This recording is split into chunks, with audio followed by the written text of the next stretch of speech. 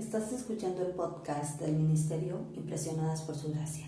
Nuestra serie actual se titula Reto de Lectura 365 a través del Nuevo Testamento.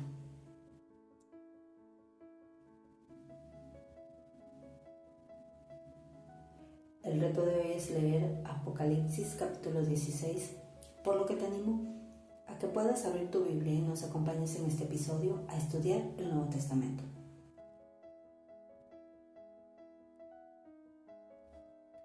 La ira de Dios. Comienza ahora el derramamiento de las 7 copas de la ira de Dios, poco antes del retorno de Cristo a la tierra. Una gran guerra mundial ocurrirá hacia el fin de esos juicios que son más intensos y severos que los precedentes, de lo cual podemos leer en el versículo 14, 16 de este capítulo y también en Daniel, capítulo 11, versículos del 36 al 40. A partir del versículo 2 comenzamos a ver el derramamiento de la primera copa de la ira de Dios sobre la tierra, la cual traerá sobre las personas que tengan la marca de la bestia terribles y dolorosas llagas. En el versículo 3 vemos que se derrama la segunda copa.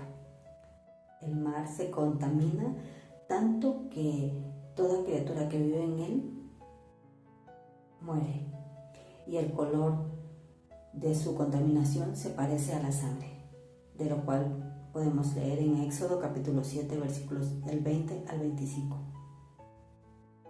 Del versículo 4 al 7 leemos sobre el derramamiento de la tercera copa, y lo mismo que con el mar sucede con los ríos y manantiales.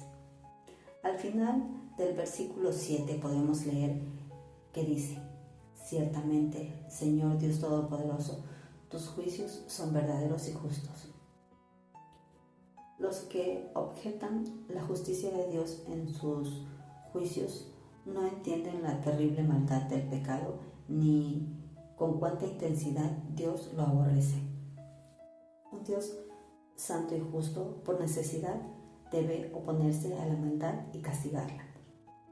Véase también el Evangelio de Juan, capítulo 3, versículo 19, Hebreos, capítulo 1, versículo 9, y también podemos leer respecto de ello en Salmos, capítulo 119, versículos 137.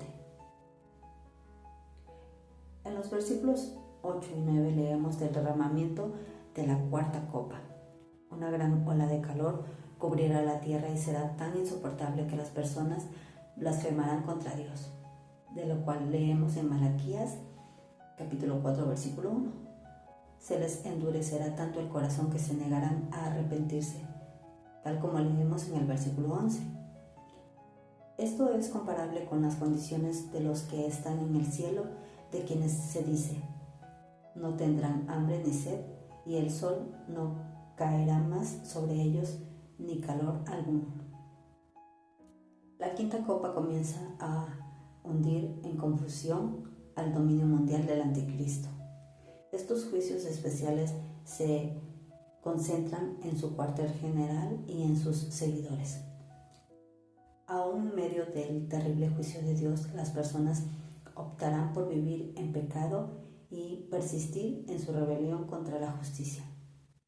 El arrepentimiento es el único acto que detendrá los juicios de Dios, pero se negarán a arrepentirse.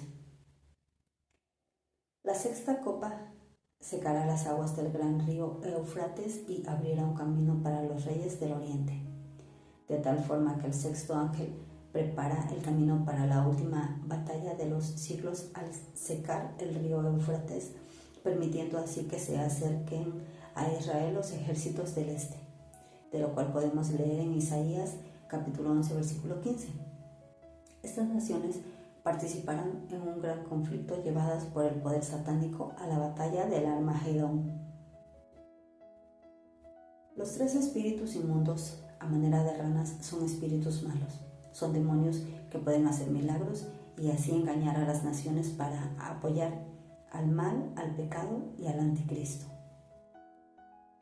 Debe identificarse al dragón como Satanás, de lo cual leemos en el capítulo 12, versículo 9, y a la bestia con el anticristo, de lo cual podemos leer en el capítulo 13.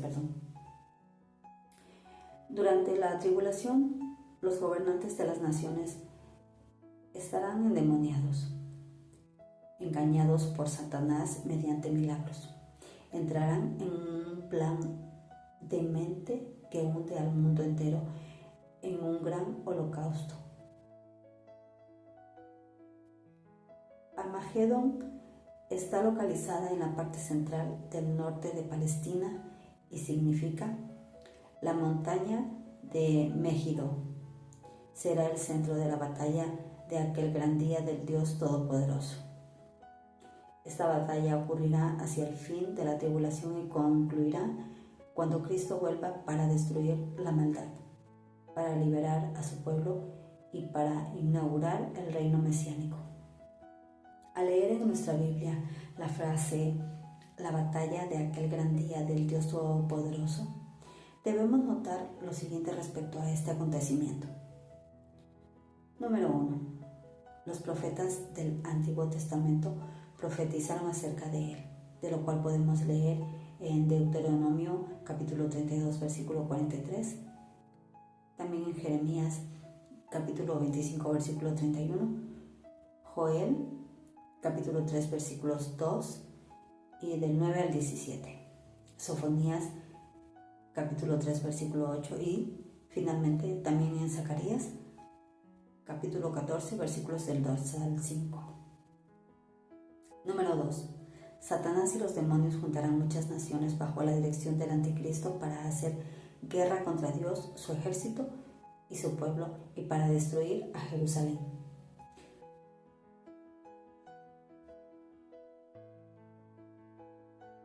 Aunque el punto focal será en la tierra de Israel, el acontecimiento de Armagedón incluirá el mundo entero. De ello nos habla Jeremías capítulo 25 de los versículos 29 al 38. Número 3. Cristo volverá e intervendrá de manera sobrenatural para destruir al anticristo y sus ejércitos, de lo cual nos habla el capítulo 19 de los versículos 19 al 21 y también Zacarías capítulo 14 del versículo 1 al 5. Destruirá a todo el que desobedece el Evangelio. Salmos capítulo 100 versículo 5, Isaías 66, 15 y 16 y segunda de Tesalonicenses capítulo 1 versículos del 7 al 10. El séptimo ángel con la séptima copa de la ira de Dios dejará oír una voz que dirá: hecho está. Entonces habrá relámpagos y truenos y un gran terremoto sacudirá la tierra y será el peor terremoto que hubiera existido desde que hubo habitantes en la tierra.